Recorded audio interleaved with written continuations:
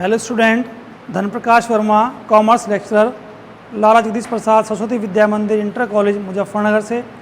आज हम कक्षा 12 के विषय व्यापारिक संगठन एवं पत्र व्यवहार के अंतर्गत आने वाले और जाने वाले पत्रों का अध्ययन करेंगे।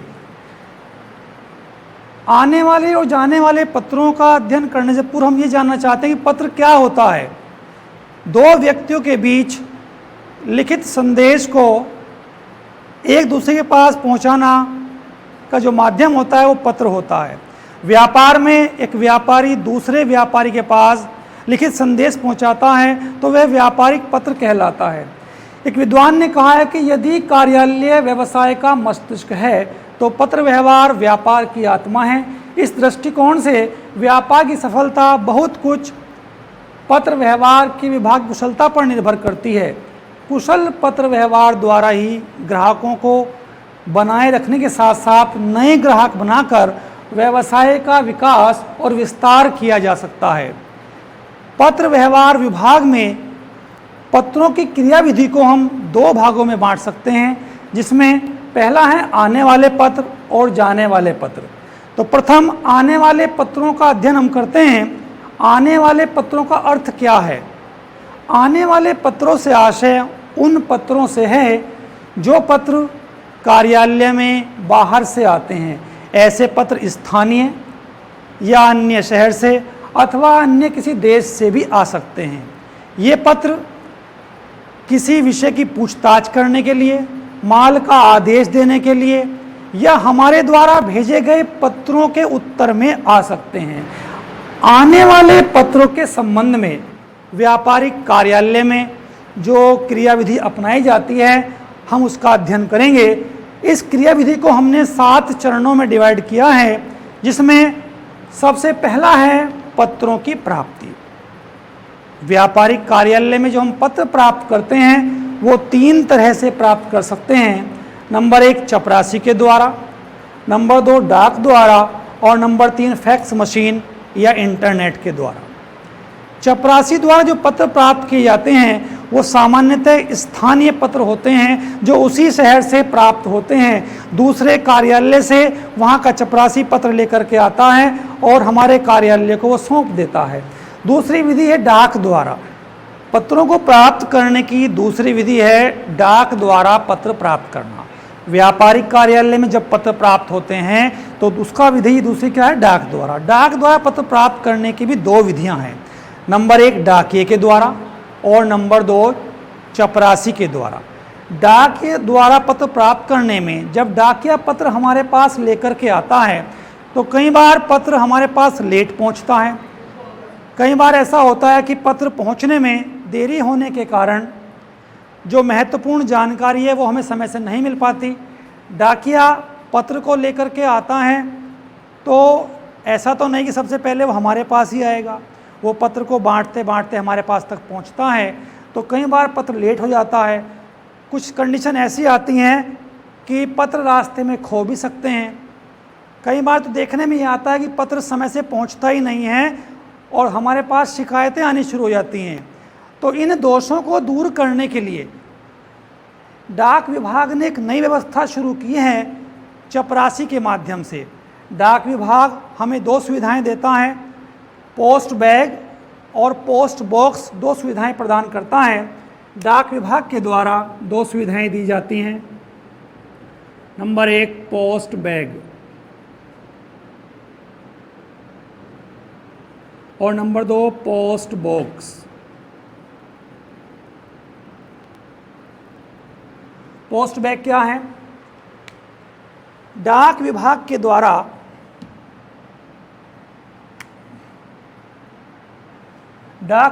द्वारा एक निर्धारित शुल्क लेकर के पोस्ट ऑफिस से एक बैग उपलब्ध कराया जाता है। इस बैग में ताला लगाने की सुविधा होती है जिसकी 2 चाबियां होती हैं। एक चाबी पोस्ट ऑफिस में होती है और एक चाबी व्यापारी के पास होती है। व्यापारी अपने चपरासी को पोस्ट ऑफिस भेज देता है और वह पोस्ट ऑफिस से अपनी समस्त डाक लेकर के उस थैले में भर लेता है और पोस्ट ऑफिस का कर्मचारी उस बैग पर ताला लगा देता है। तो पत्र हमारे सुरक्षित हो जाते हैं और सारे पत्र हमें एक साथ मिल जाते हैं। उन पत्रों को लेकर के चपरासी कार्यालय में आ जाता है। कार्यालय में आने के बाद कार्यालय का प्रमुख अपनी चाबी के द्वारा उस पोस्ट बैग को खोल करके पत्रों को बाहर निकाल लेता है और समस्त पत्रों को एक साथ प्राप्त कर लेता है। ऐसा करने से पत्र विलंब से प्राप्त भी नहीं होते और पत्रों को खोने का भय भी नहीं रहता। दूसरी विधि है पोस्ट बॉक्स। पोस्ट बॉक्स की सुविधा भी हमें पोस्ट ऑफिस से मिलती है। इसके लिए भी हमें निर्धारित शुल्क जमा करना पड़ता है। जब पोस्ट बॉक्स की सुविधा हमें प्राप्त हो जाती है तो ऐसी स्थिति में हमें पोस्ट बॉक्स का एक नंबर मिलता है। उस नंबर के माध्यम से हमारी समस्त डाक उस पोस्ट बॉक्स में डाल दी जाती है। इस सुविधा के मिलने के बाद पत्र प्राप्ति हेतु पूरा पता लिखने की आवश्यकता नहीं होती। केवल पोस्ट बॉक्स नंबर लिखकर भी हमारा पत्र हमारे पास पहुंच सकता है। चपरासी पोस्ट ऑफिस जाता है, उस पोस्ट बॉक्स से पोस्ट कर्मचारी पत्रों को निकाल करके हमारे बैग में डाल देता है और पोस्ट बैग को लॉक कर देता है। उस पोस्ट बैग को लेकर के चपरासी कार्यालय में आ जाता है और कार्यालय में आने के बाद जिस व्यक्ति को ये जिम्मेदारी सौंपी गई है वह प्रमुख यानी कि डाक विभाग का प्रमुख चाबी से पोस्ट बैग का ताला खोल करके उन पत्रों को प्राप्त कर सकता है। इस प्रकार पत्र सुरक्षित अवस्था में और सभी पत्र एक साथ कार्यालय में पहुंच जाते हैं। तीसरी विधि है पत्रों को प्राप्त करने की फैक्स मशीन द्वारा व इंटरनेट द्वारा। आधुनिक जगत में कंप्यूटर का बहुत ज़्यादा प्रयोग होने लगा है। वर्तमान युग प्रगति का युग है, तो ऐसी स्थिति में हम फैक्स मशीन के द्वारा और इंटरनेट के माध्यम से भी पत्रों को प्राप्त कर सकते हैं। फैक्स मशीन में पत्र हमें हार्ड कॉपी में लिखित अवस्था में प्राप्त हो जाता है, लेकिन इंटरनेट के द्वारा जो पत्र प्राप्त होते हैं उसके लिए हम प्रिंटर की सहायता से उस पत्र को तैयार करके अपने पास रख सकते हैं। अब दूसरा स्टेप आता है पत्रों को खोलना। पत्र प्राप्ति के बाद जब पत्रों को खोला जाता है तो उससे पहले जो पत्र हमें मिलते हैं वो पत्र दो प्रकार के होते हैं। नंबर 1 व्यक्तिगत पत्र और नंबर 2 व्यापारिक पत्र। ऐसे पत्र जो कार्यालय में व्यक्तिगत नाम से आते हैं, ऐसे पत्रों को हम व्यक्तिगत पत्र बोलते हैं। और दूसरे पत्र व्यापार के स्वामी अथवा प्रबंधक अथवा व्यापारिक कार्यालय के नाम से जो आते हैं वो पत्र हमारे व्यापारिक पत्र कहलाते हैं। पत्रों को खोलने के बाद जो अगला स्टेप आता है वो है हमारा पत्रों पर मोहर लगाना। पत्रों को खोलने के बाद उनको हम एक बार सरसरी निगाह से पढ़ते हैं और जहाँ पर पत्र में जगह खाली दिखती है अथवा पत्र की पीठ पर हम एक मोहर लगा देते हैं। जो मोहर इस प्रकार की होती है, उस मोहर में पत्र की क्रम संख्या, प्राप्ति की तिथि, समय, संक्षिप्त विवरण, विभाग और हस्ताक्षर आदि कॉलम होते हैं। जो पत्र हमें प्राप्त हो रहा है हम उसकी क्रम संख्या यहाँ पर लिखते हैं। किस तिथि को वह पत्र प्राप्त हुआ है उस पत्र की तिथि यहाँ पर लिखेंगे। किस समय प्राप्त हुआ है समय का वर्णन भी करेंगे। दूसरे, उस पत्र को पूरा ना पढ़ना पड़े इसलिए उसका एक संक्षिप्त विवरण यहाँ पर लिख दिया जाता है और वह किस विभाग से संबंधित हैं उस विभाग का नाम लिख करके पत्र को खोलने वाला अपने हस्ताक्षर यहाँ पर कर देता है। ये मोहर पत्र लगने के बाद इसको देख करके हम पता लगा सकते हैं कि यह पत्र किस विभाग से संबंधित है और किस उद्देश्य से व्यापारिक कार्यालय में आया है। इसके बाद आता है हमारा चौथा स्टेप, पत्र प्राप्ति पुस्तक में लेखा। पत्रों पर मोहर लगाने के बाद हम प्राप्त पत्रों को एक रजिस्टर में चढ़ाते हैं जिसे बोलते हैं पत्र प्राप्ति पुस्तिका या पत्र प्राप्ति पुस्तक। इस पत्र प्राप्ति पुस्तक में निम्न कॉलम होते हैं: क्रम संख्या, पत्र पाने की तिथि, भेजने वाले का नाम व पता, पत्र संख्या व तिथि, पत्र का संक्षिप्त विवरण, विभाग, पाने वाले के हस्ताक्षर, उत्तर देने की तिथि और विशेष विवरण। ये इतने कॉलम इसमें होते हैं, इनको पूर्ण करना भी जरूरी है। जब भी कोई पत्र प्राप्त होता है उसको हमारे यहाँ पत्र प्राप्ति पुस्तक में किस क्रमांक पर चढ़ाया गया है उसको हम क्रम संख्या में दर्शाते हैं। उदाहरण के रूप में मान लीजिए 81 नंबर पर कोई पत्र मिला है जो हमें 4 जुलाई 2020 को प्राप्त हुआ है। ये पत्र भेजने वाला है आदर्श बुक डिपो बरेली से मिला है। ये पत्र जो प्राप्त हुआ है उसकी पत्र संख्या 719 है और वह 1 जुलाई को लिखा गया था। पत्र किस उद्देश्य से आया है उसका संक्षिप्त विवरण इस कॉलम में लिखते हैं। पत्र में माल का आदेश दिया गया है कि हमें क्या माल भेजना है। माल का आदेश जो आता है वो विक्रय विभाग से संबंधित होता है, तो विभाग में विक्रय विभाग का नाम लिख दिया जाता है। पत्र को प्राप्त करने वाला व्यक्ति कौन है उसका नाम इस कॉलम में लिखते हैं। पत्र को प्राप्त करने वाला है राकेश।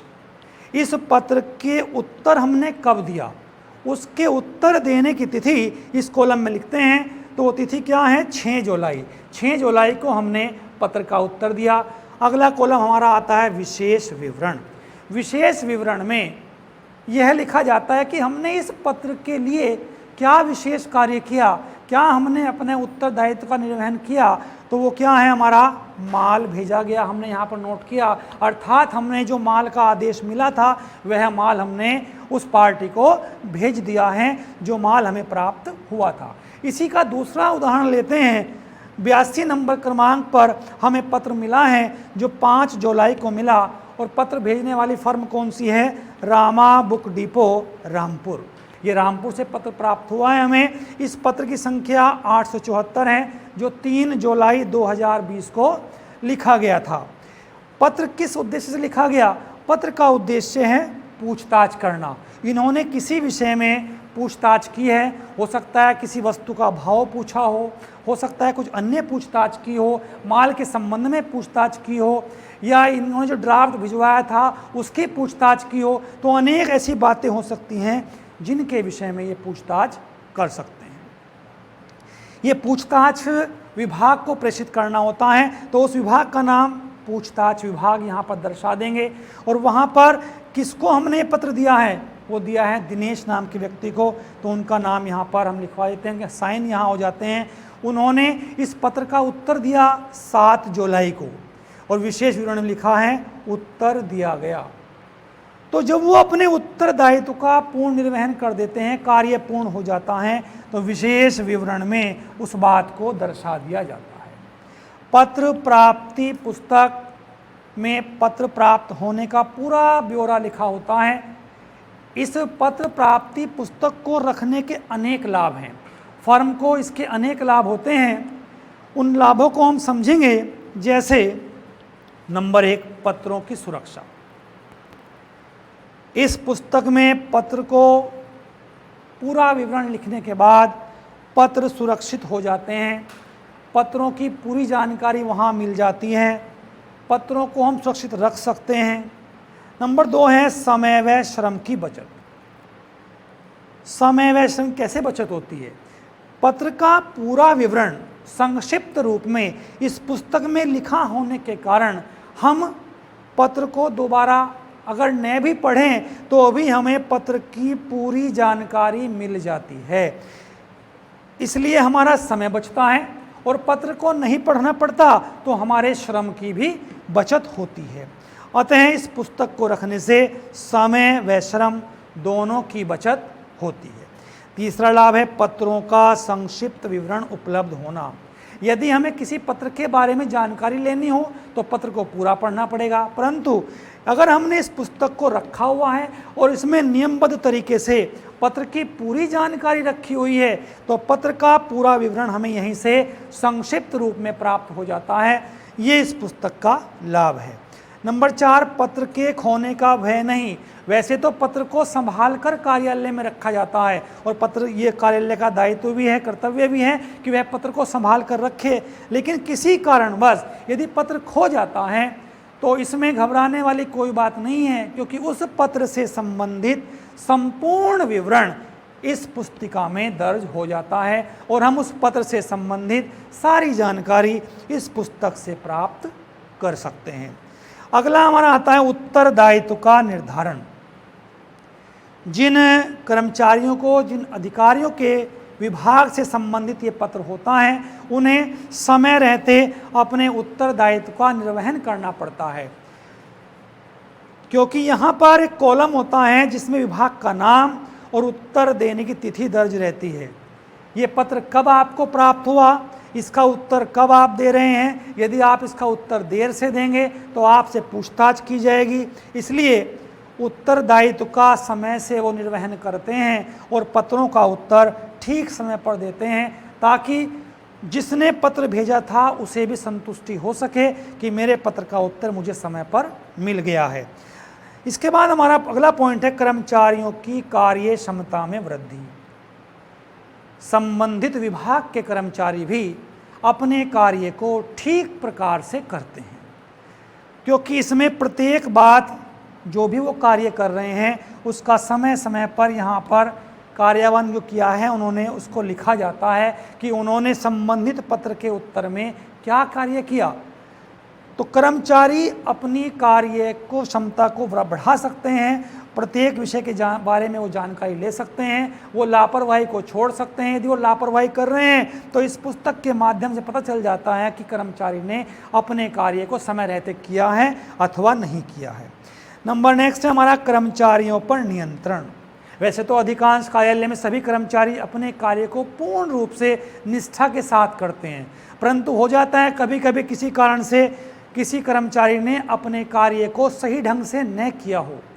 तो इस पुस्तक के माध्यम से हम देख सकते हैं कि जो कार्य हमने अमुक व्यक्ति को सौंपा था, क्या उसने अपने कार्य को समय रहते सही प्रकार से कंप्लीट किया है अथवा नहीं किया है। यदि उसने अपने कार्य को पूरा नहीं किया है तो हम उन कर्मचारियों को ठीक प्रकार से निर्देशित करके उनके कार्य को पूर्ण करा सकते हैं और उन पर नियंत्रण रख सकते हैं।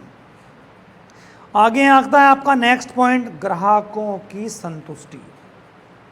ग्राहकों की संतुष्टि करना भी प्रत्येक व्यापारी का कर्तव्य है। यदि उसके ग्राहक संतुष्ट नहीं होंगे तो उसका कार्य ठीक प्रकार से नहीं चल सकता, क्योंकि ग्राहक ही क्या होता है, हमारे लिए भगवान के समान है। किसी भी व्यापार के लिए ग्राहक अगर नहीं है तो व्यापार ठीक प्रकार से नहीं चलता है।